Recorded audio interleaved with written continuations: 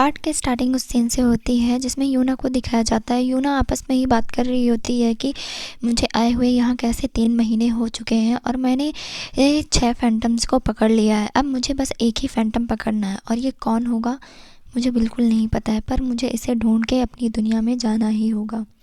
अब scene cut होते ही school का सीन दिखाया जाता है जहाँ पे यूना को पता चलता है कि आज से तो उसका एग्ज़ाम टेस्ट स्टार्ट होने वाले थे और उसने कुछ भी पढ़ाई नहीं की है। एग्ज़ाम से स्टार्ट हो जाते हैं और यूना को कुछ भी नहीं पता होता कि उसे लिखना क्या है। खैर कैसे भी करके वो एग्ज़ाम्स दे ही देती है।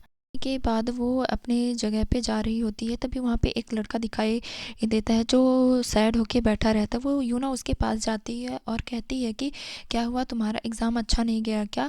कोई बात नहीं, मेरा भी एग्ज़ाम अच्छा नहीं गया। खैर बताओ तुम्हें कितने नंबर मिले हैं? तो वो लड़का इशारे से 2 फिंगर्स दिखाता है।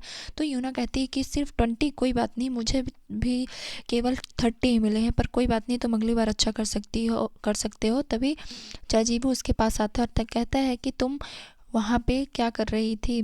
तो यूना कहती है कि मैं उसे लड़के को दिलासा दे रही थी क्योंकि उसके एग्ज़ाम्स बहुत गंदे गए हैं। तो चाजीवी कहता है कि तुम्हें उसे दिलासा देने की कोई ज़रूरत नहीं है। और चाजीवो बताता है कि उसके 2 फिंगर दिखाने का मतलब था कि उसके सिर्फ 2 गलत हुए हैं, ना कि उसे 20 मार्क्स मिले हैं।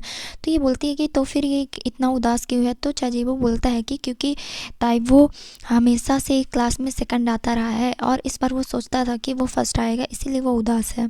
अब हमें तैहो का सीन दिखाया जाता है जहाँ पे तैहो अकेले बैठ के पढ़ाई कर रहा होता है। तभी उसके डैड का मैसेज आता है कि क्या हुआ, तुम्हारा रिज़ल्ट कैसा आया, तुम्हें अच्छे मार्क्स मिले क्या, इस बार तुम फर्स्ट रैंक ला पाओगे? और उनके ये सारे मैसेज देख के तैहो और भी ज़्यादा परेशान हो जाता है और बहुत ज़्यादा उदास हो के फिर से पढ़ाई में लग जाता है।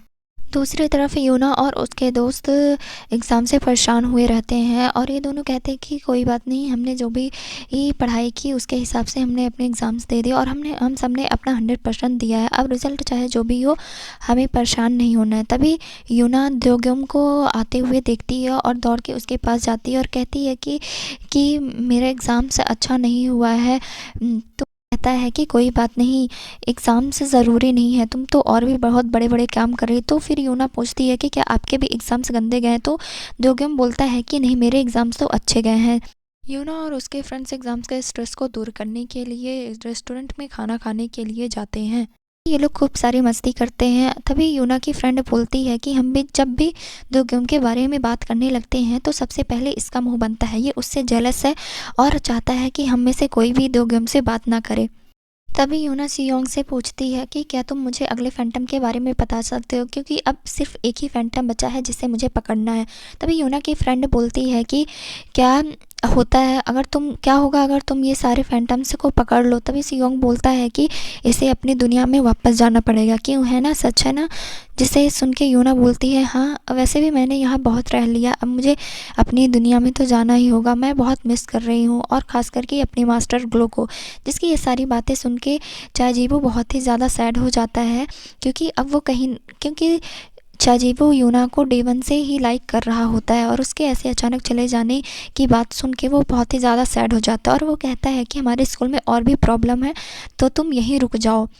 को ऐसा यूना सैड देख के बोलती है कि कोई नहीं, मैं बीच बीच में तुम लोग से मिलने आती रहूँगी। तभी यूना पूछती है कि आखिर वो स्टूडेंट है कौन जो हमेशा फर्स्ट आता है? तो तभी चाजीबू उस लड़की की तरफ इशारा करके कहता है कि वही जो सबसे ज़्यादा लड़ती रहती है। और ये सुन के यूना बहुत ही ज़्यादा शॉक्ड रहती है कि ये उसकी फ्रेंड ही है जो हमेशा फर्स्ट आती रहती है और वैसे भी इसमें इस लड़की का नाम नहीं बताया गया है। अब स्कूल का सीन दिखाया जाता है जिसमें आज सबकी लास्ट एग्ज़ाम्स होती है और सभी अपने एग्ज़ाम्स को दे रहे होते हैं और एग्ज़ाम्स दे के सभी बाहर आ जाते हैं।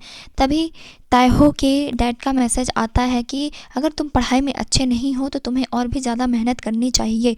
और उसके ये सारे मैसेज देख के एक बार फिर से वो ताइहो उदास हो जाता है और यूना और उसके दोस्तों को ऐसे हंसते खेलते देख के और भी ज़्यादा सैड फील करने लगता है कि मैं भी ऐसी ही ज़िंदगी चाहता हूँ, पर मुझे हर वक्त पढ़ना पड़ता है। अब ताइहो अकेले लाइब्रेरी में बैठ के पढ़ाई करता रहता है, तभी वह उसके नाक से खून निकलने लगता है, लेकिन वो इसे फिर से साफ़ करके फिर से पढ़ाई में लग जाता है और फिर उदास होकर थोड़ा-सा रोने लगता है।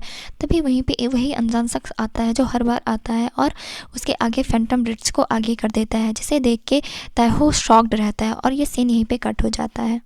दूसरी तरफ यूना और उसके दोस्त इस परेशानी में रहते हैं कि आखिर अगला फैंटम है कौन और उसे कैसे ढूंढा जाए। इसी सिलसिले में ये चारों लाइब्रेरी में जाते हैं और देखते हैं कि लाइब्रेरी में ताइहो बैठा पढ़ाई कर रहा है, और ये जब उसके पास जाने ही वाले होते हैं तभी ताइहो वहाँ से गायब हो जाता है, और ये सब देख के वो शॉक्ड हो जाते हैं और इन्हें पता चल जाता है कि अगला फैंटम आखिर है कौन।